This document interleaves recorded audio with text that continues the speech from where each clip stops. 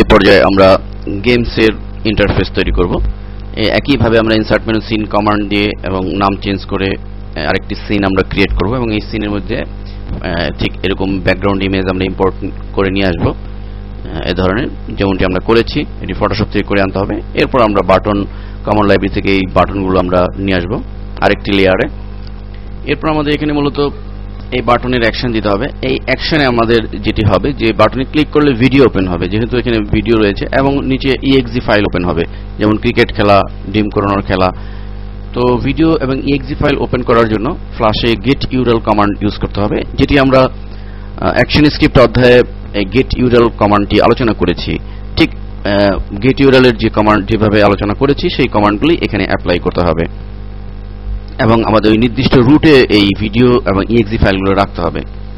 পূর্বে আলোচনা করা হয়েছে যে এই ভিডিও ফাইল এবং exe ফাইল ওপেন করার জন্য মূলত ফ্ল্যাশে কিছু লিমিটেশন আছে, এজন্যই প্রয়োজন হয়ে যায় অথরিং করার।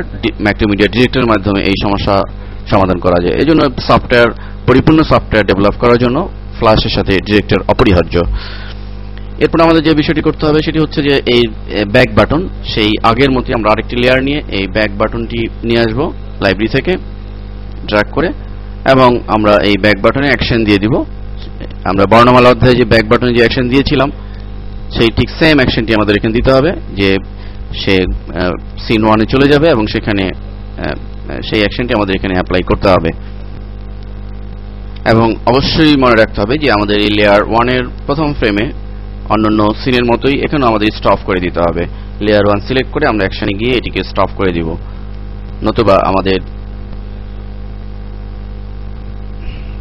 সমস্যা হবে।